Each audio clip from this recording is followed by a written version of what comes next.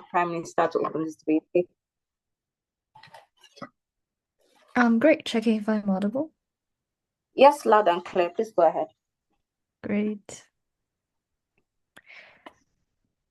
All right, so POI is in the chat, and before my speech starts, a quick shout out to Ray for being a supportive partner either in life or debate, and you're kind of one of the reasons why I'd prefer to be a human, but actually, if I do have a choice, I'd rather be a monkey with you. Starting my speech in three, two, one. Knowledge is a curse because the more you know, the more you actually wonder and question yourself in life. And secondly, the more you know, the smaller you're able to feel around all these massive information that you're able to digest and internalize in your daily life. This means is that when your whole incentive in life is generally to live and have fun, we think that's fundamentally in OG is a life that's basically worth living.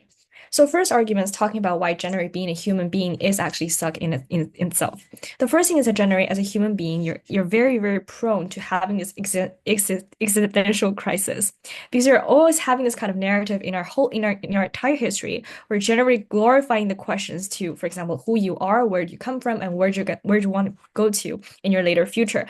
This looks like when you're early on in your early stage of education, you get your questions from your families and friends and your teachers asking you what's your dream job in your very future, what do you want to be when you grow up. This also looks like in history we have many, many philosophers trying to answer the question of the meaning of life. But know that here, one is that generally those answers do not really have a clear answers to, and let alone when you're really, really a child, you don't actually know what dream job you actually want. And if I want to say at the age of 21, I don't even want to work when I grow up, right? But secondly, is you're always having kind of this push and a strong sense into seeking and finding purpose in life. This looks at either in an evolution path, is basically what makes human beings distinct in and of itself, is because we have all these philosophical questions. We're able to expand outside our own boundaries. But secondly, is that generally as a human being, we're very prone and known towards death in itself, right? Because we are largely scared and largely intimidated by death itself, because we're afraid of it and we want to make sure that our life is either meaningful or is either prolonged. However, the meaning of itself is largely still unclear at the very end of the day. The second thing is that you largely is able to have this kind of feeling of insignificance in your daily life. This looks like when you're either, for example, going out to travel to different kind of world, making your own explorations. This is the time where you feel they're ultimate small and under this huge universes, especially when there's, for example, a scientific breakthrough telling you there's a new planet around the universe and there's like more billions and, for example, tens of billions of people around of population outside the place that you live in your own community. But secondly, is that the capitalism is basically coerces you and basically making everyone replaceable so that you don't really feel your specific meaning into being an average individuals. But finally, is that you're always going to have this kind of information on the social media or largely exposed and access to different kind of information and different kind of life, which, however, since you only have one chance of living, you simply cannot live all the life that you see or you want to be on the social media. However, why not monkeys? First of all, is it generate as a 5-year-old intelligence? You don't really think about these stuff, right? At the age of 5-year-old, you're only wondering if you can have this cake without your mother's permission, instead of wondering like what kind of job or occupation you want to be or what you actually want to place yourself within this universe. But secondly, is that you're largely having this limited location, which we largely think is good, right? Because you don't have to expose to these massive information that you simply cannot digest.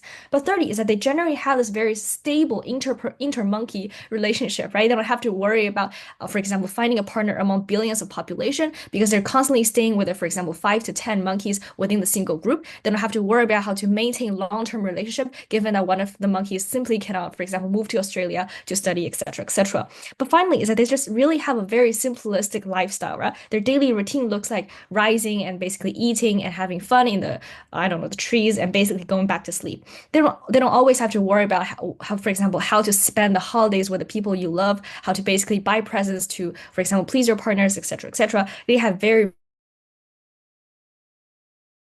very simplistic focus and goals. So then moving on to talk about why is it just significantly happier to being a monkey at the very end of the day. The first thing I want to talk about is to dividing the happiness into more detailed parts. Firstly, is about bodily happiness, right? Because as a monkey, you don't really have that much of a boundaries of restrictions. You don't have the narrative to push you into, for example, listening to all of these beauty standards. You don't have to worry about how many bananas you can have in order to stay fit and how many exercise you must have in order to, for example, look nice to other monkeys. You don't have all these coercion of narrative around you.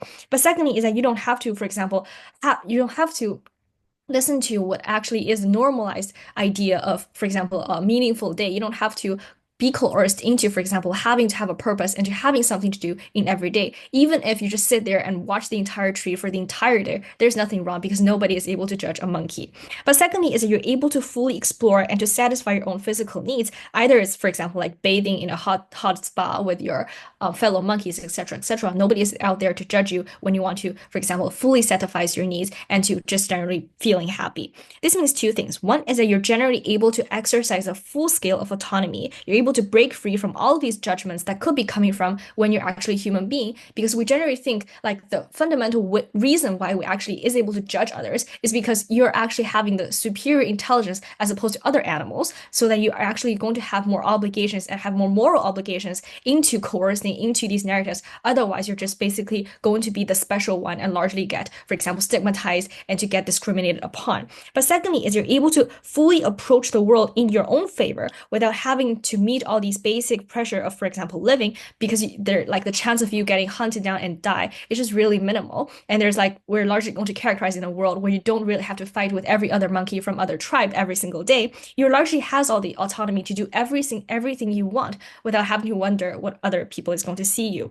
Second thing is about mental happiness, right? The first thing is that generally you're able to care about very, very simplified things. For example, you're able to worry about which banana you want to take for as a dinner and to care about its shape and its color, which one is the perfect one for your dinner, as opposed to wondering about if you actually have a Right. work due tomorrow, like my partner Ray did. But secondly, is you're generally able to care about really short-termistic things. They're able to, for example, to fully gratify on your instant gratification. You're the only thing that's probably on your mind is about what you're going to eat on dinner, etc., etc., instead of worrying about something, for example, earning enough so that you can have a pension enough so that you can have sufficient money in your bank account to support when you're actually growing old. You don't have to worry about, for example, populate your own population to populate the family, etc., etc. You don't really have all these long-term pressure into coercing your daily behaviors. So why then are these two things specifically good? The first thing is that we want to talk about is that what generally worries us every single day is exactly the long-term stuff, because all of these long-term issues simply cannot be solved at this instant, right? Because this is something that only have answers when after, for example, 20 or 30 years of time. Only then you can actually find the answers that you when you're in your early ages when you had the questions in the beginning. But secondly, is that complexity is exactly what worries us, right? Because we're forced to digest and break down everything of these massive information into tiny bits to the parts that we can actually fully understand and have answers to. And we say that's simply not something that is what we actually really desire as a living being. So based on that, extremely proud to propose. Thank you, Prime Minister, for that fine speech. Let's have the leader of opposition. Here.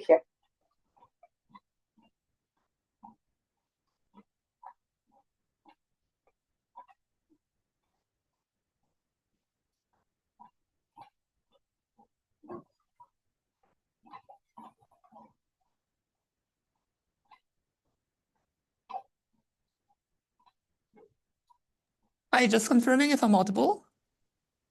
Yes, please, and also visible. All right.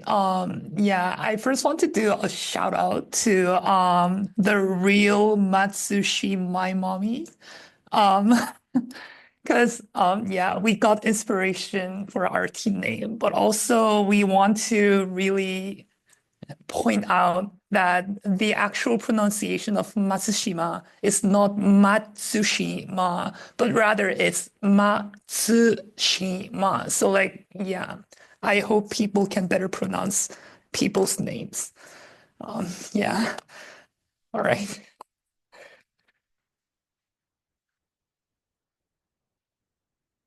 You guys in the chat, please, by the way.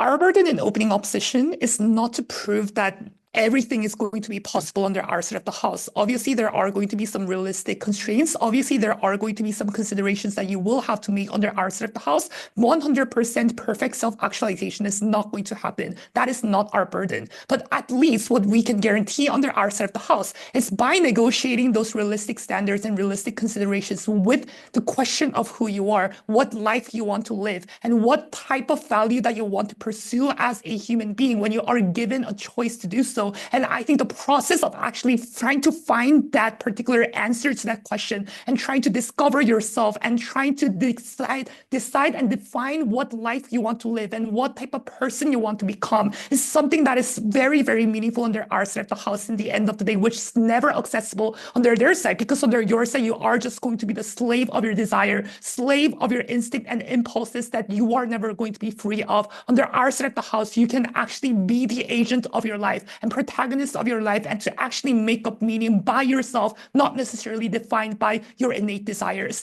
The first thing, therefore, I'm going to talk about is as to why human life allows to find better meaning under our side of the house. Basically, it is because of two reasons. The first reason is because obviously you're smarter, because you are able to think about the meaning of life. You're able to think of many different type of values in the end of the day compared to intelligence of 5 years old. Probably you only have to take care of like what banana you want to eat, as what prime minister wants to say. Under our side of the house, the question of who you are, what you want to do, what matters to you more, and what defines myself, all those type of questions of self-identity can happen under our side of the house. The second thing is, I think social structure is much simpler under their side of the house. There's no concept of job. There is no concept of like those type of like social or meaningful activities. Probably you can just like go around the jungle, like get the banana. And I think that's the basic thing you can only do under their side. Then I think government's main response to this is probably going to be like, oh, but like you won't be able to self-actualize meaningfully under our side of the house. Actually, you can, because of 4 reasons. The first thing is because you are an average individual under our side of the house. What this means is that you have some access to some meaningful degree of education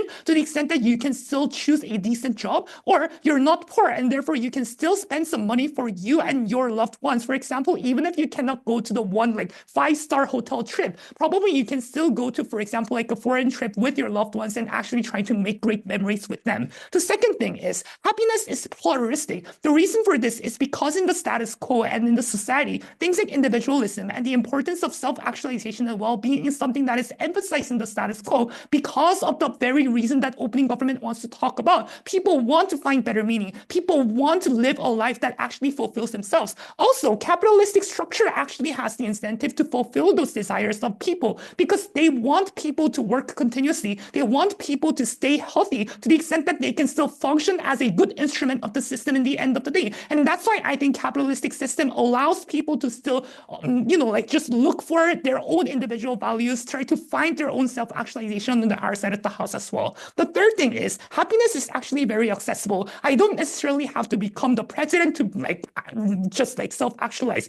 I don't really have to be like world champion for myself to become a happy debater. I think under our side of the house, you can probably adapt and negotiate what type of person you want to be and trying to redefine what type of meaning you want to pursue in the end of the day. And also just materially speaking, happiness is accessible as well, because things like watching Netflix after work and doing things like hobbies when you actually have some degree of free time, or things like spending time with your loved ones and your friends and families when you actually have time after work, all those things are pretty accessible things that you can actually do, especially when you are an average individual. The fourth thing is, I think happiness can also be immaterial. What this basically means is things like sense of community, things like human connection, or things like religion is not necessarily contingent on your material condition, but rather you can actually look for an upper meaning and like a broader meaning in the end of the day. That's why I think material condition does not really constitute an important part of human happiness in the end of the day. Then why is these type of versions of meaning is important? Here we want to be comparative because God probably will just say that, but like you don't really care when you are a monkey, and therefore all the benefits doesn't really matter under our side of the house. I first want to say that this should be judged based on a realistic, objective perspective of a human being, or at least like rational actor for this debate to actually function. For if you are judging based on, I don't know, perspective of a monkey, probably this debate is not meaningful anyways. There are two reasons why our version of meaning is more important. The first is because our version of meaning is much more diverse. What this basically means that you can pick and choose a much more important value on way of self-actualization in our side of the house. That's why you can be more autonomous. That's why you can find the best and most appropriate way for you to become happy under our side of the house. Whereas under their side, maybe I think there's basically just one form of happiness. You just like eating bananas and maybe just having some fun with like, I don't know, like something in the jungle. I don't really know they can characterize that. But I think these things are very one and singular, very simple form. And I think this is bad because I think it is not really sustainable and it is not going to be enjoyable in the future, especially when you are just doing the same thing over and over in life. Probably I think you are going to be bored at it, especially when you are a 5-year-old intelligence type of like monkey. Probably you will be easily get bored at all those type of things, and I don't think that is a good thing for you. The second thing I also want to talk about is as to why we can have better access to a better form of community in the end of the day. There are two reasons for this. The first is because I think under their side of the house, you cannot have meaningful relationship with other monkeys because all the monkeys' intellectual ability is limited to 5-year-old human being. What this means is that you are more likely to only think about yourself. You're going to think selfishly. You don't really have the capacity to put yourself in the other's shoes in the end of the day. What this means is that it is really hard for you to actually make a meaningful relationship with other people. You cannot really make really good friends. You cannot really share deepest stories. You probably are going to like go on a conflict and fight with other monkeys a lot of times because you are prioritizing your selfish interests in the end of the day. Under our side of the house, even if you have conflict, because you're able to think and conceptualize different type of like feelings and emotions, and you are able to communicate that much better. Probably, I think more deeper form and deeper connection of people is happening under our side of the house is protected time. The second thing is, I think society doesn't have any formulated norms or certain institutions that actually protects the entities from like many bad things that might potentially happen under their side. Because children are impulsive, they don't envision the aftermath of their action. They are not really rational. They just do emotionally respond to many things. What this means is that just taking away a house randomly or taking away my wife randomly, all those things can actually happen under their side. But the problem is their societal structure is confined to the state of nature, which means that there is no social institution that can actually solve that. Whereas under our side of the house, we have things like law, we have things like institutions to actually reasonably solve those type of like problems and conflicts under our side of the house. Thank you, Leader of the Opposition, for that very fine speech. Now let's have Deputy Prime Minister. Here.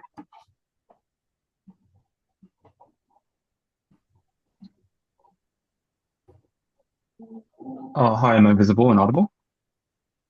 Yes, please, go ahead. Okay, before I get started, I just want to shout out to my partner, Nina, for saying yes to this tournament with me. So even with this long distance between us, having you by my side in this debate still means a lot to me. Okay, I'm going to start my speech in 3, 2, 1. The first thing I want to note here is the rationality is justified as a monkey to begin with, right? If you don't believe it is justified as a monkey, it is also not justified at their side house to believe that you should observe as a human. Right? Probably you should observe it in a more neutral stance to begin with. But secondarily, I want to take a look at a lot of the mechanism coming from the opening opposition in terms of in what ways they can find the meaning. The first mechanism coming from the leader of opposition is that as an average individual, you probably receive the education. But notice here that as an average individual, it probably means that you have limited amount of ability, for instance, to make a difference. You're probably just working in a very average firm like that. You don't know like to what one day, whether or not one day you will get replaced, right? It oftentimes leads to the powerless of this average individual because oftentimes he feel like the power he has as this average individual not so significant to even the firm, why they have a significant amount to the world to begin with. But secondarily, they say that, because the corporate incentive or the capitalism have incentive to make you work continuously, so that they have to make you know the meaning. I don't think that is the case because the reason why, for example, a lot of times we believe that the corporations make us to work as a machine is because they don't actually want us to think about what is the meaning of life, right? The moment we think about it, the more we realize it might be exploitation. I might want to enjoy my holiday. I might want to, for example, argue for more leave from the work so that I probably won't work So that I don't think the incentive for the capitalism is to make sure individuals realize the meaning of their life, but oftentimes it's the opposite, that to make you work continuously so that you don't actually question why you are actually working to begin with. But thirdly, I think that they say, oh, there can also get happiness, for example, watching a Netflix. I want to just note here that it is the same quality as just playing in the jungle, but you don't have to have a lot of the worries, like you have to worry about whether or not you can put food on the table. You don't want to worry about the debt you have to pay on your next mortgage or things like that, right? Then they say, oh, probably you have to fight with other monkeys. But I think that there's also going to be conflict with human beings. A lot of times it's even harder because oftentimes as a monkey you live collectively, and oftentimes the fight is just more obvious and you can just detect that. Whereas you oftentimes it's emotionally consuming when you have to deal with a lot of the human relationship. You don't know who will actually fight you behind you or things like that, which is probably better. I want to talk more about like why there's existential crisis. Sorry, why there's existential crises and why it is unlikely at their side house to directly find them out, right? I want to note here that because they agree that there's a strong stance that you're probably going to ask the meaning or purpose of your life, I don't think I need to prove this furthermore, but I do think that a lot of times we actually feel a lot insignificant to begin with, right? There are several reasons we talk to you. Firstly, there are scientific discoveries, like you realize there's a universe, a galaxies, the amount that you can actually make a difference to the world is quite limited. But secondly, oftentimes you feel quite powerless because oftentimes you consider about your own ability to make a difference. When you see a lot of time, for example, the war is happening around the world, people are dying of poverty. You don't actually think you have the capacity to change all of these things. But thirdly, I think that capitalism directly makes sure that everyone is replaceable. That's why, for instance, you have to worry about whether or not you can actually still stick into your work position so that you probably won't get replaced, right? They oftentimes make individuals feel meaningless in a way that they oftentimes feel like anyone else can do the job that they do, which actually limit the kind of ability for them to feel unique to begin with. But fourthly, I think that nihilism is on the rising, right? This is because of several reasons. One, because the growth of the belief that secularism, in a way that the religion is declining, people be turning to more liberal, there's a decrease of sense of religion to begin with. But secondly, a lot of times we're just overexposed to the information, right? You oftentimes, when you see a lot of the information online, a lot of time a lot of them are not certain. A lot of time there are, for instance, fake news, or a lot of time there are just different versions of the truth that you probably like to turn to, right? So everything posted on the internet is probably not trustworthy, and you oftentimes question whether or not there is a truth to begin with.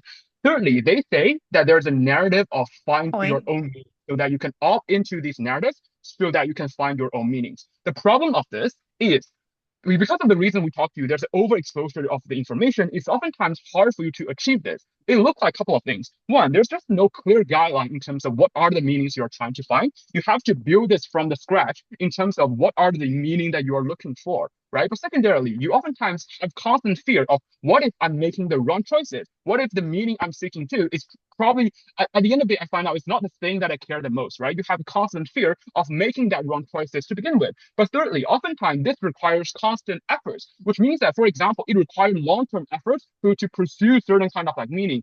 But at their side house, it's very hard for them to do so in a way that humans are born to be like short-termists. Probably they just want to watch a TV instead of like work hard and making them feel quite productive, etc., etc. But thirdly, these constant efforts require you to be to some degree free from the external pressure, which they never prove why they're going to do this, considering the fact that you have to worry about a lot about, for example, your jobs. You have to worry about, for example, the society norms that are going to trap you. A lot of times, these external pressure become the thing that is going to trap you and make you not able to find your own meaning of life, right? I think lastly, because oftentimes you have to work, the work is like not the work that you want, right? Because of the work distribution, as an average individual, probably not going to opt into the job that you want. You have to fit in the job that probably you don't want, which means that it's hard for you to just find your own meaning, and because you're constantly working in a condition that you don't like to begin with. What's the point? or CO. CO. Pressure and worries also exist, even though in a different dimension inside the jungle. What then is the unique preferable of being a monkey?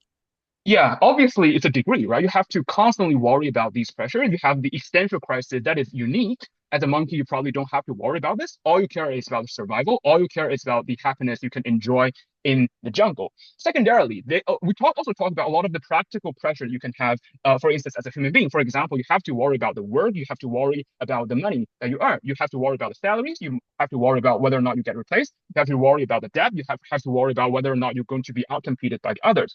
And there's also societal expectations on you. You have to get married, you have to worry about, you have to, for example, have a baby. And also you're going to experience a lot of emotions as a human being, like loneliness, like the anxiety that probably you won't experience as a monkey. They say that as a monkey, you're going to be the slave by desire. But the comparative here is you're probably going to be a slave by society. If you consider about as an average individual that is framed in the Infoslide, if you consider about these comparatives, we think that at least slave by desire is better, because at least you are being honest to yourself. You know what your desire is, and you know, like you are actually fulfilling these kind of desires, versus you're being coerced by external forces that probably you don't know why even you, for example, start your work, or why you have to conform to this societal pressure to begin with. Based on all of these, you should vote for OG.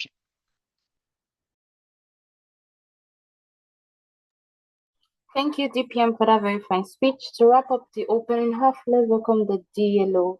Here.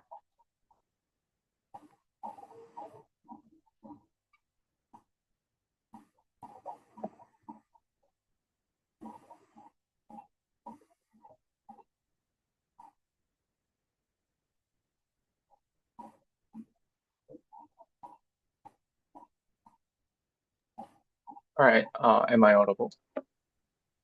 Yes, please. I'll take POIs in the chat.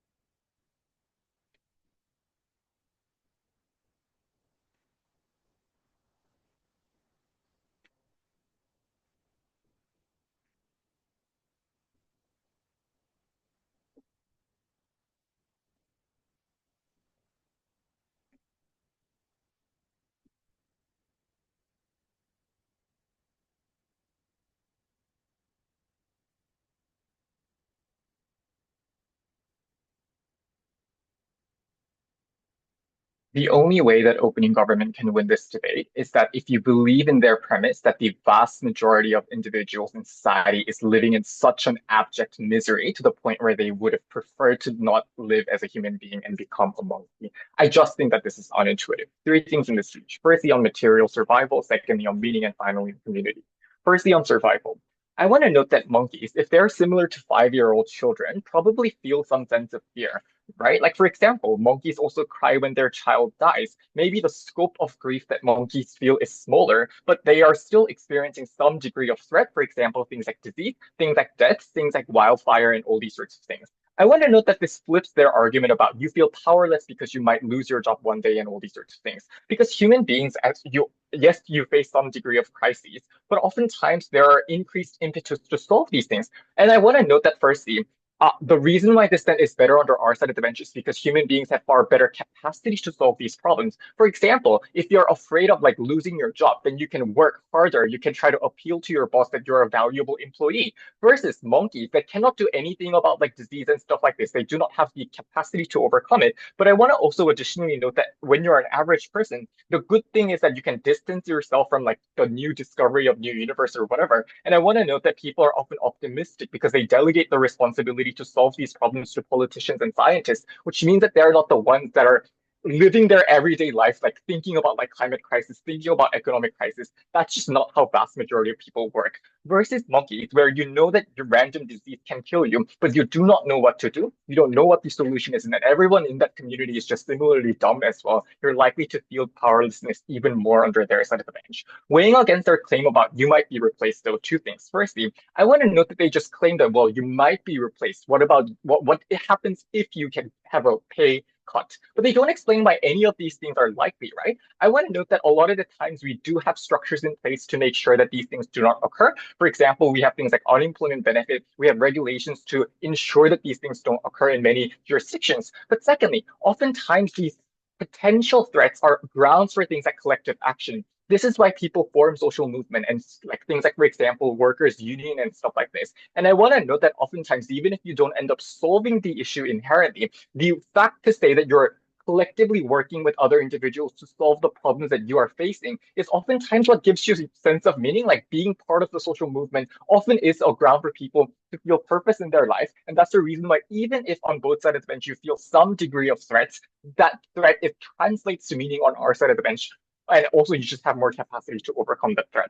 Secondly, on meaning, Sunghyun gives you a range of reasons to suggest that people can feel some degree of meaning in their average life.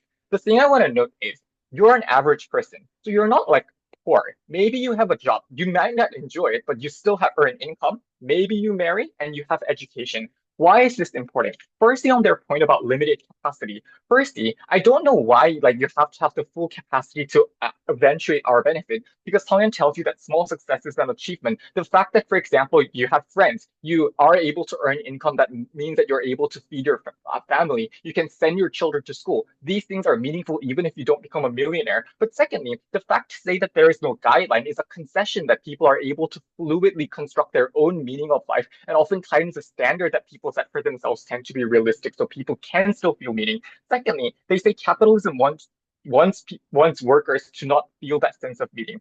Firstly, this makes no sense, because if people are showing up to work feeling nihilistic, obviously the productivity decreases, which is why companies oftentimes, sure, may not want you to like go through enlightenment, but oftentimes companies do praise you for the work that you do and the contributions that you make. But secondly, capitalism is not the only source of meaning. For example, you still have culture, you still have religion. So at the point where your meaning is not materially fulfilled, you can resort to immaterial measures on our side of the bench. Finally, they say, well, you constantly worry about like other things. I think I've already dealt with this. I would additionally note that human beings are able to adapt to different circumstances, and you have your friends and families to tell you that your choices are correct. On weighing three things. Firstly, I would note that firstly, if I feel a sense of meaning, then often the difficulties and challenges that I face are things that I'm willing to confront. Maybe overworking is stressful, but you subjectively believe that it is worth it because you view it as a means to care for your family and children. Second, and this also deals with their claim about you don't always succeed, because yes, you may not always succeed, but oftentimes people are able to subjectively justify it to themselves by believing that this is a trial and error process. Secondly, you feel like your life has a purpose, and this is way for people to cope with first lottery. Monkeys don't feel this. They're just randomly born and have nothing to do and just wait until they die. Finally, their claim is none of this matters because you have a low intelligence, and this is a perverse debate. Therefore, I think that even if both sides can feel some degree of contentment, what Sunghyun tells you in his speech is that we would prefer people or an actor to feel contentment through a higher value method, like, for example, feeling happiness through, for example, actively trying to do something, or, for example, through diverse methods, as we've explained, versus their side of the bench where you're just eating banana and that's the only source of meaning. Finally, on community. First thing I want to point out here is that they claim that you don't have to worry about relationship, there is no norm. This is bad, because imagine a room full of 5-year-old children. It is oftentimes chaotic because these 5-year-old children don't really have any source of moral norms that they internalize. This is bad because we would empirically point to the fact that animals often steal each other animals' children. They can intrude to other animals' houses and steal bananas and all these sorts of things. Versus human beings, where oftentimes they internalize moral norms to ensure that they don't commit these acts. Opening government's concession about there being no norm, therefore, is actually bad. Even if we believe that some of bad norms exist, right? For example, things like beauty standard, the weighing here is on degree of tangibility. I would prefer to maybe subject myself into beauty standard if that means that I can survive, if that means that I don't have to worry about having my family members being stolen, because these are far more existential, versus their side of the bench where you may not feel that beauty standard, but your wives are stolen. There is no deterrence mechanism, as well as there's no legal recourse in order for you to resort. The final thing I want to talk about is that I think this community is just likely to be boring.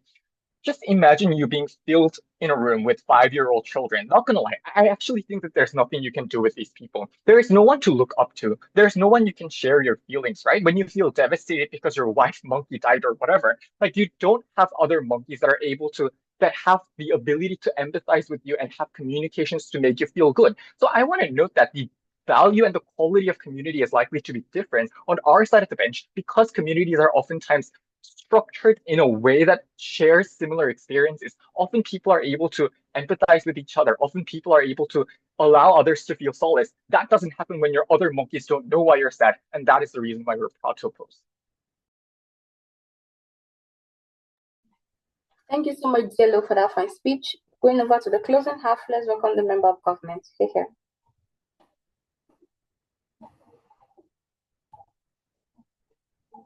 Hi. Am I clearly audible and visible? Yes, please go ahead. All right. Thank you. Let me just set up my timer. If at any point that I'm not heard well, just let me know. Okay.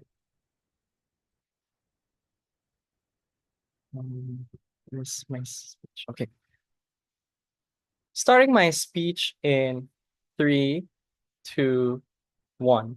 The life of a human is complex and perplexing. It's accompanied by stress and plagues that are unlocked and revealed as long as humanity continues to exist. Humanity creates problems and limits self-actualization when you manufacture choice and believe morality is artificially created. From CG, we will explain to you the stages of development in your life as a monkey, being more peaceful and comfortable, even if we go the worst case scenario that you die early because your fulfillment is eating bananas. One meaningful attempt for the life is the best thing.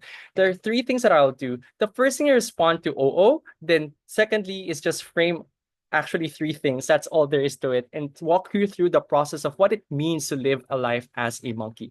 The first thing to respond to OO is to suggest that institutions are inherently flawed and have biases to begin with and internally rigged. They are bound to fail despite of its success metric that opening opposition tries to talk to you about, probably only serving the few and the privileged. But the second thing is just clearly the worst case scenario, and this is how we win. If we die early, our concept of successful life is I've eaten all the bananas and mated all my life without guilt and future repercussions like legacy or greed that is inherent from opposition side, or probably who inherits the next millions of dollars in your bank account to begin with. That's the case that they have to contend with and not necessarily live in their imaginary ideal world. 3 things I'll frame to you. The first thing is what happens when you frame your birth into the world. Second, how you grow up as a child. Thirdly, and how do you find role meaningful as an adult monkey? The first thing I'd suggest is what happens when you're birthed into the world. The 3 things in humans is that 1, as a human baby, your choices are predetermined according to your birth lottery status, and your ability to improve quality of life is through a capitalist society with a never-ending hedonic treadmill of sadness and disappointment. This means you are already dealing with uncertainties with unclear solvency to how the world mitigates its ills. This looks like 3 things. This looks like contracting polio virus specialized only in humans to take away your freedom to mobility. This looks like health disabilities that you can never find cure for. Or thirdly, the amount of nurturing you get is not as shielded as well from the conflicts inside families which already affect your development as you grow as a child or as a baby, which means to say that the likely scenario is, number 1, you also live with unstable families which are the norm, causes you to develop ADHD or trauma. The environmental introduction is crucial to development and already inherently failing in all. But the second is, even if it's stable in all aspects, we would suggest it won't stay long because of humanity's internalized greed. The comparative from CG are 2 things. The first thing is that the environmental introduction you have is likely to be stable when you immediately nurture life. 3 things. 1, the monkey's philosophy is to build in communities that have a clear organizational structure with alpha leaders and females, ensuring the success of birthing monkeys. Collectivism is prevalent and the morality is simplified into providing the best survival tactic for the community. Second, the resourceful jungle has enough bananas for you to eat, and your mom nestles you to safe houses without having to fear of pandemics, complex diseases opposition cannot retrieve cure from, or versus the jungle who is in your entire hospital to begin with and has adequate resources, not making diseases complex anymore. Third, your parents are not financially troubled because the jungle is literally the collective good where trading is not an issue. Rather, you care about the consumption of natural resources adequately provided for you as you grow. So ultimately, the comparative of world introduction is better, but I'll go further than OG and say that regionalism is not an issue for the divided languages present in Upside. Monkeys efficiently communicate under one tribe when asking for emergency help. This is a huge barrier and cause of conflicts in Up. I'd say the reason I can debate with my Chingus this is because of a universal language, but I can only do this as a human because of my privilege. But privilege has to be built up first in opposition before you feel its impacts. The second discussion is, how do you grow up as a child? Weigh this in op based on skill development, which takes a lot of enormous time to begin with to materialize. If it's true that you get happiness and self-actualization in OO's preference to find meaning, the downfall of this is a multitude. The first thing is that the amount of resources you must consume is at the advent of high risk of no return. The second is education is not accessible, or its best version is limited among the few privileged. Third, as a human to feel fulfilled as well is unclear, because you even have to reach first the age of 25 where your prefrontal cortex fully develops to make sense of the world. This is exactly why many individuals find happiness only later in the stages of their life, assuming that you even survive the first 25 years. But third, you rationalize your childhood is meaningless and your whole life is a lie. I think OG is correct about nihilism, but we'd suggest there's also anxiety, self-defeatism, and your successful life is only reliant on having high emotional intelligence, of course, from opening opposition that you are unaware of and not easily transferred from one individual to another. Their form of success is a farce. The comparative from opposition is three things. One, your fulfillment for skills development is a low barrier for us. You only need to simplify your abilities to survive, and is translatable as you grow older. Second, social intelligence doesn't require you to weigh in your inadequacies in birth lottery, where you can enjoy your fellow monkeys who envision themselves to probably be future protectors of the tribe and the community.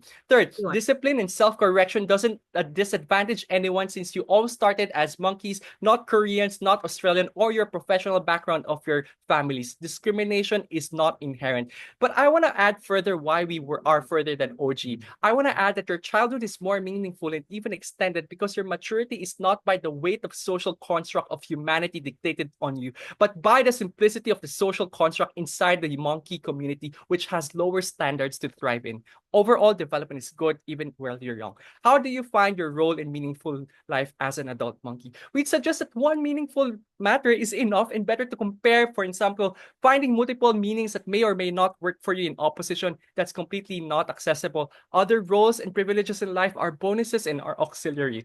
The second thing I'd say is that regardless of gender, both genders are well respected. If this is your role to nurture the population, that's completely fine. Third, emotions are extremely difficult to regulate in op. Mental health is addressed through finding cures and categorizing yourself to the DSM manual of psychology, in which you internalize your own struggles and oppression when it shouldn't be the case. Fourth, monkeys can still find relationships. You can be poly, you can be monogamous, but these are not hard to find, versus brain patterns that don't vibe with you as a human. Primal instincts are easy to find compatibility with when this is the expectation at most. But fifthly, we don't pollute the earth. It's easy, we're sustainable.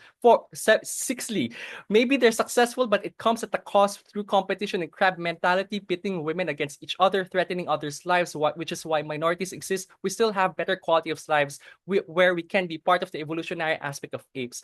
Ultimately, they can only anthropomorphize this debate so much, but we'd suggest that the 5-year-old language or development of the brain is so much more important, and you don't expose yourself to the legwork that opposition promotes you to have inevitably. Thanks. Thank you so much, Member of Government, for that fine speech. Now let's have the Member of Opposition here.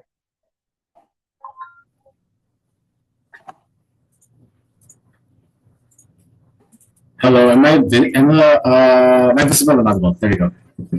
Yes, please. Go ahead. Okay. POIs anywhere.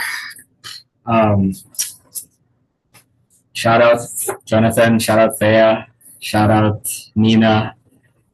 Thank you, everyone. I wouldn't have made it here without you guys.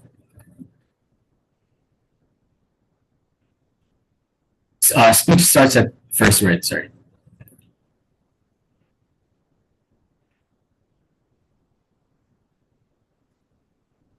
The purposelessness of life is not measured in any instances of pain and suffering. Rather, it is in its absence.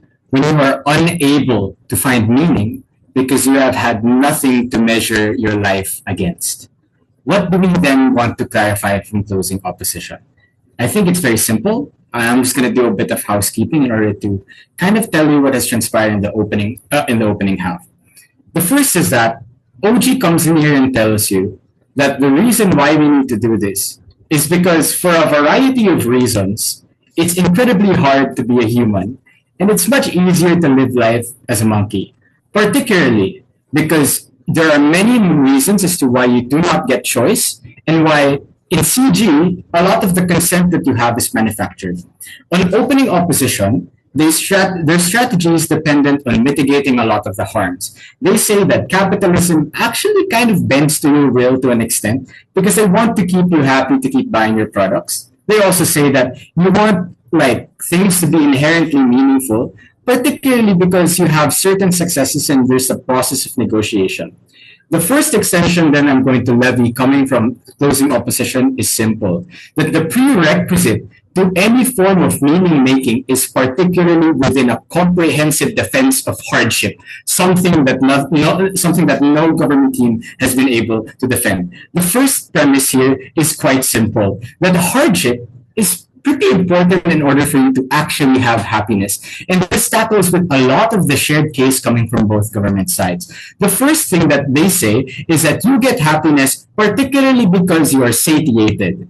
Panel, this isn't the same. Because you are full doesn't mean that you are happy. In fact, we think that being full particularly kind of privileges you in a certain sense. When you're always full of bananas, when you have nothing else to think about, particularly even nuanced within the Infoslide, they say that the likelihood of you dying is so little, it's most likely that you're not going to experience any hardship that insists upon yourself. What then is the case? That you aren't actually happy, but that you take these things for granted. Just like the way humans take their parents for granted until they suddenly die.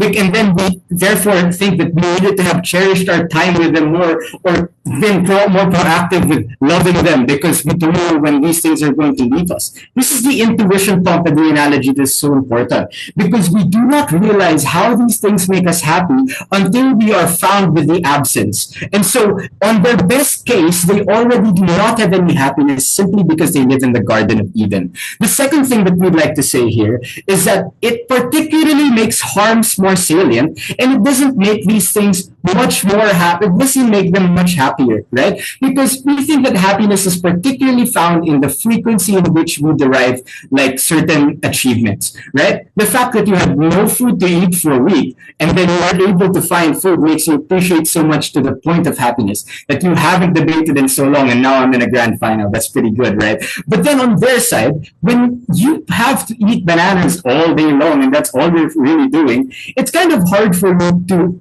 be happy simply because there is a threat that it might be gone when a leopard suddenly arrives in the jungle and tries to eat you and you escape it. You don't feel happiness, you feel relief that the structure and the safety of your world was not destroyed. We think that this is a life that is incredibly hard to live, particularly because there are no higher reasons or purpose for the life that you are, except that you are an eating, shitting, pissing machine, right? What is the counterfactual then coming from closing opposition? It is simple, that we find the happiness particularly in pain, and we think that the soft stance coming from opening opposition is very weak. They say that their defense of harms, and note, is that there are some degrees of tangibility, right? And that it is much less on our side. That's soft. They embrace pain for particular reasons. The first is that it's like pain is really important.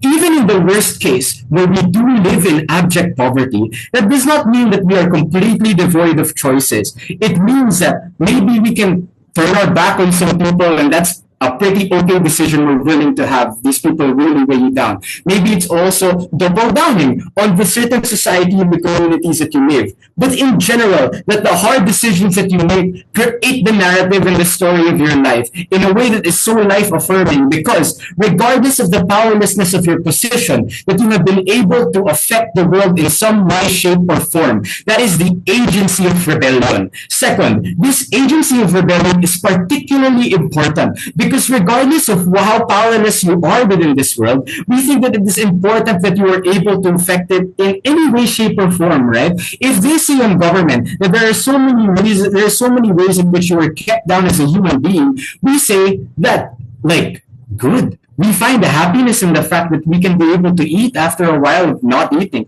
We think that we can find happiness when we finally find a job after not being able to find it for so long, that we're able to provide it. It is particularly the medium in which we assess every single one of our experiences in a way that makes us happy, because the standard of life is particularly abject. We think that in our worst case, we already win this, and this is why we take it over opening opposition.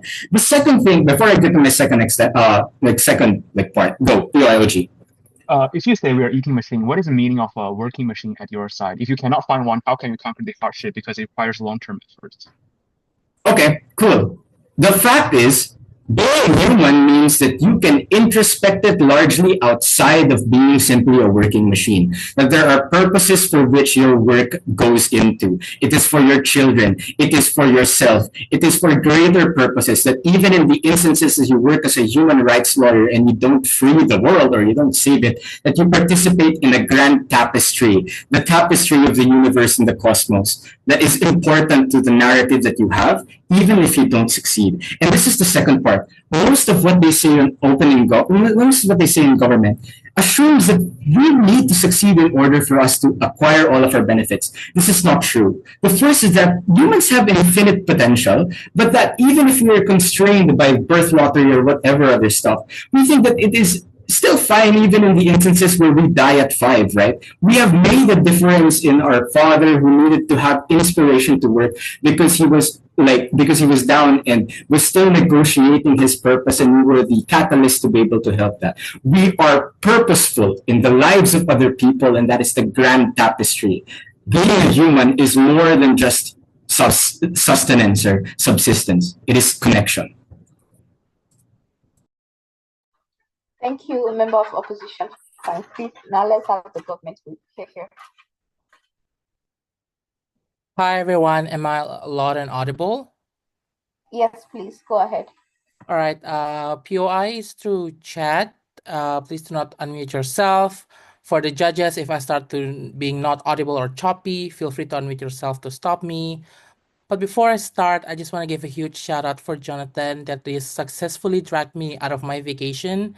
And this is actually the first time I debated again as a debater after almost 2 years. So great, Jonathan, for dragging me back to debate. And it was also fun to debate with all of my friends in final.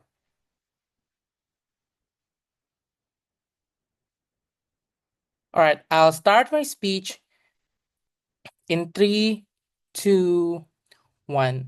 Opening government was very uncharitable because they assumed that there would be no obstacle at all as a monkey, and opening opposition was correct to point it out. CG would bite the bullet, or in this case would bite the banana, because only CG deal with the problems that on our side of the house, even if you have problem, it is easier for you to deal with the problem because ability for monkey to simplify the way for them to survive. For an example, it's easier and more simple for you as a monkey to form a community.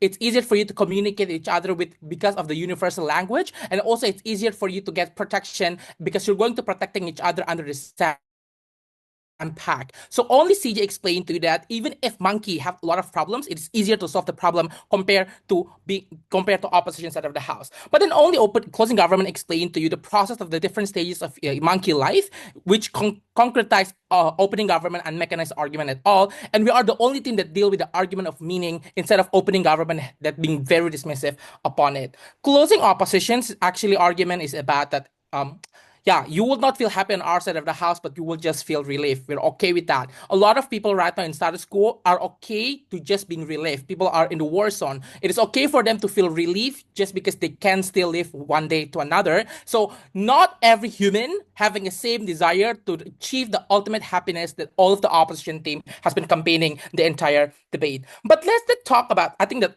closing opposition argument is the same with opening opposition, just different packaging. I'm going to deal with them one at a time. So I'm going to deal with the best case scenario. If opening opposition benches want to settle for the most and the simple form of happiness, what is the delta? Like, because having a banana also a simple form of happiness, they need to bite the bullet, right? But let's talk about the idea of finding meaning.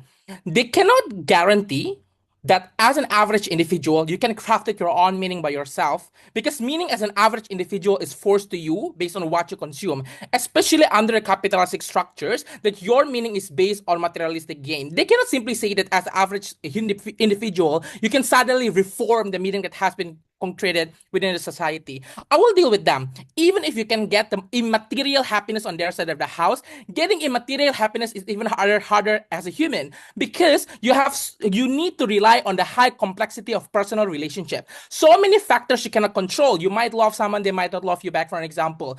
On our side of the house, the sense of community that you want to champion happen and form faster, easier, organically through the pack system. So immaterial happiness is actually easier and more accessible on our side of the house. Youngwoo say that, how about if your husband monkey die? Yeah, you can be sad about it, but monkey will find another husband and mating with each other. On your side of the house, when your husband die, you're going to be depressed and take longer time. So it is easier as a monkey to move on when someone dies. So actually it's an easier comparative. So then I'm going to take them all at their best. Even if you can find meaning in opening opposition and CO, I'm going to give you better engagement in opening government. A, your meaning on their side of the house is keep changing all the time, like opening opposition told you, meaning that you need to keep redirecting the trajectory of your life in order for you to keep finding new meaning that you're going to cut some people out of your life. You need to find new job. Those are too much lack words. Our meaning is more long-term as a monkey, because as a monkey, your meaning is banana and forever be banana. So the constant searching for meaning on their side of the house is very tiring and exhausting. They never explain to you the process of finding meaning. They just say that having meaning is good. But the process of finding meaning itself was absent in both opening opposition and closing opposition. B, the process of finding meaning takes so much time, or even take different time between each people. So even if you can get the right and the absolute golden meaning on your side of the house, it will take forever. Meaning that it will come with the sense of regret that happened, meaning that you will regret that you have wasted your life because you just find your meaning when you're already 50, for an example. This will not happen on our side of the house. You will not have sense of regret because your meaning is constant, which is banana. So even if you die young on our side of the house with all of the problem, you already die fulfilled because your meaning is constant and simple. But before that, POI. Yeah, how can a society full of 5-year-old children come up with meaningful solutions for natural disasters, theft, and conflict? Compared to that, we explained why average humans do have capacity to negotiate and define their own version of meaning in life. Oh, you don't. You just assume that people can solve their own problem just because they're human. Like there are so many discriminations and everything that Jonathan have explained to you. But on our side of the house, we already engaged to you. Even if we are all die as a monkey, we're okay with that. The reason why people are very regretting when humans die young is because people assume that these people die young without fulfilling their dream and meaning. On our side of the house, even if everyone die, you already die happily because you already eat banana. So second of all, at best, you can be very successful human being on their side of the house with no struggle at all, which is their dream case in opposition. We think it is bad.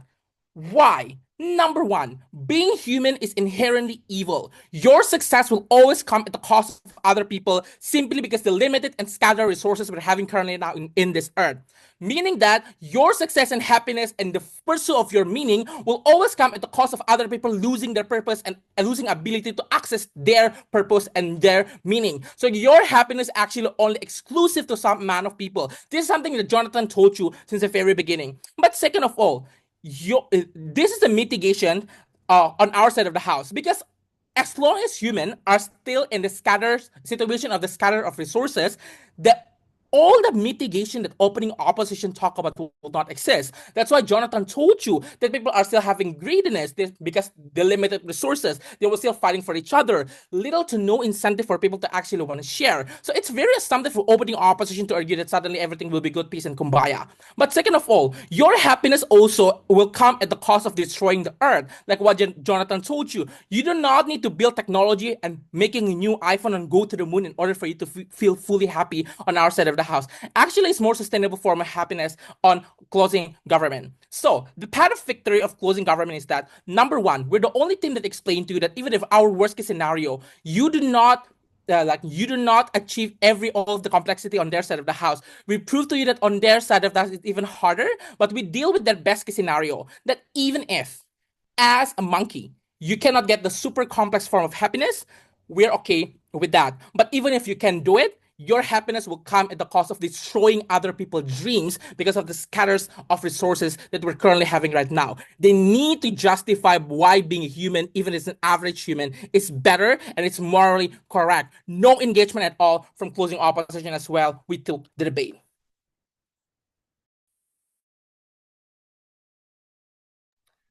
Thank you so much, Government Whip, for that fine speech. To wrap up the entire debate, let's welcome the opposition whip here. Hi, am I visible and audible? Yes, you're perfect. Please go ahead. So I'm at my grandma's house, so if people just randomly come in and out of my room, just let it be. It do be happen like that. I guess I just want to give two shout outs. So first, I want to shout out my fellow old people in this room, Jonathan and Carlo, who I have convinced and fooled to debate with me, even though I immediately regretted it. Second, I want to shout out my partner, who probably did not expect to spend their Sunday evening listen to people talk about monkeys. But even if I wasn't a monkey, I would still spend my life with you. Hee hee, sappy. Anyway, I'm going to go and I'm going to ignore that sappy moment. POIs in the chat or through verbally, it doesn't matter to me. If everybody is ready, I can take the POI somewhere around like maybe 4:35. I will really try my best. Okay. Starting my speech then in 3, 2, 1. In the great words of Miley Cyrus, it's the climb. Human life is full of inconveniences and suffering, but it is in this suffering and in these inconveniences that show us the profound joy of surviving this. So far in this entire debate, people have just defaulted on two basic assumptions. Government relies on the assumption that life is so fundamentally hard and rigged against individual existence, which is clearly untrue given that we're all here for some reason talking about monkeys. And second, opening opposition seems to default on the assumption that life is just, things are accessible, happiness is within reach. I want to go team by team in this debate, and I want to spend time to enter into the frame of each team and tell you why closing opposition comes out on top of this debate. And I want to go first with opening government. The general assessment and the general metric opening government uses to measure why this life is preferable is to say that it is happier to be in the escape of pressure and powerlessness. They highlight three things to us. First, they talk about the societal pressures imposed upon individuals, similar to closing government. I'll get to that later. Secondly, they talk about information fatigue and how the world is basically on fire. And third, they talk about how living life and its extents in adulting, in work life is necessarily hard. There are a few simple challenges to the material coming from opening government. First, in terms of information fatigue and how the world is on fire, turn your TV off. That is the simple solution to many of the problems that opening government tries to ascribe as significant and debilitating to these individuals. Individuals don't have to mindlessly consume content that makes them feel bad. Turn off your doom scroll. Open another app instead, perhaps. Second, in terms of how living life is hard, there are several extents to this, and this will also be shared across closing government. I'll mention it a little bit. In general, the idea of how living life is hard, and there are certain considerations in adulting and work life that make it difficult to exist. But yes, adulting may be hard, work-life considerations may be hard, but it is not a unique and debilitating problem that necessitates the removal or the denial of your own human existence. These situations or these circumstances are mitigable either through time, through circumstance, or even the legal mechanisms that opening opposition talks about. Adulting is sucky, I understand, but it's not the end of our world, unfortunately. But let's move on to how necessarily OG frames it in terms of escaping pressure and powerlessness, because I feel this is their most compelling material. But in escaping that pressure and powerlessness, you don't simply just abandon the entire attempt and forsake it, right? Carlo specifically points out that it creates contentment and indolence when you are simply a monkey, because this is not the form of happiness that OG tries to paint to you. It's a rather convenient one, but rather a temporary condition of satiation. Eat all the banana, good, monkey happy for now. But on our side of the house, we do the work and we allow ourselves to experience suffering. Yes, it might be unideal. Yes, it is inconvenient for not just ourselves. We do it for our family. We gain it for the ability to rise above existing circumstances, or even just to occupy your mind and to occupy your time. Look at Ashish Kumar. He always says he's retiring, but somehow I saw him in Worlds. So if you want to look at opening government's case, you need to be able to assess this on whether or not they can prove happiness. Clearly not. OG is out of this debate. Very quickly on opening opposition, because this is not, there are opening, they're pretty great, right? The general contention of opening opposition is simply to say that happiness is generally accessible in its diversity in the human ability to access this in different ways. I just want to point out very quickly, a lot of this material is uncharitable, because notice how they assume monkeys are quite simplistic and there is no inherent worth to that life. I'm going to take that route, right? I'm going to assume these monkeys have it pretty good at some point in their lives, because I have also deeply contemplated this for myself. However, the experiences they do have assumes and pressures some form of hierarchy that these monkeys have, necessarily mean that they do live a life, but they are unable to extract or abstract further meaning beyond the constant cycle of eat banana, run away from predator, shit in garden, go sleep, and then eventually die. I want to spend the rest of my time then to dismantle the material coming from closing government, and this is because I simply like Jonathan Tuliao the best in this debate. Sorry, Carlo. Now, there are a few key characterizations that closing government presents. I'm going to go one by one, and I'm going to dismantle them from this debate. First, I want to talk about how the general contention of closing government to delineate themselves from opening government is to say that humanity is hard and it is rigged away from your favor. I want to note a few things. First, your existence is not a zero-sum game, contrary to what government whip implies and tries to suggest. Your ability to exist right now does not take away space or does not take away fundamental resources from other people. Just because my mother seemed to birth me by accident doesn't mean another person was shot in the head outside of that hospital. If anything, my existence has become a prerequisite to meaning making, and it has allowed me to access things that is incomprehensible beyond that scope. In comparison, the comparative that closing government paints is the jungle is nice, it's safe, it's cool. But Carlo has already pointed out that this is not a fundamentally fun or meaningful or worthwhile existence, simply in the insistence of just because you are able to fulfill your basic life conditions or your basic life needs doesn't mean that you are already happy and this is a preferable consistence. I do eat bananas on a very reasonable basis. It doesn't mean I'm happy, guys. I'm really not happy all the time. But I don't think even then that this is not a bad thing. A huge part of human existence in its struggle and in its ability to persist through challenges is also the ability to appreciate the good after the exposure to the bad. This is how we understand the concept of happiness, and this is where we get the meaning making that closing government so vehemently opposes. Because if they want to talk about the construction of meaning making, bro, it's not that deep. As a human, I get an iced coffee, and I don't want to kill myself, and I get the ability to get out of my bed and continue to run on to my day. Humans don't need to have deep philosophical quandaries about their existence in order to say that their life is valid. Monkeys, on the other hand, don't have that comparative, and it's difficult for you in that monkey life, in that monkey jungle with your monkey banana to say that, well, I'm living a great life. I could have been a horse and I could have been getting whipped, right? That's not the way it works. So is it really meaningless? They say it's sufficient to be satisfied, because I don't think that's the case, because in that fulfillment of just satiating your needs, it's instinct.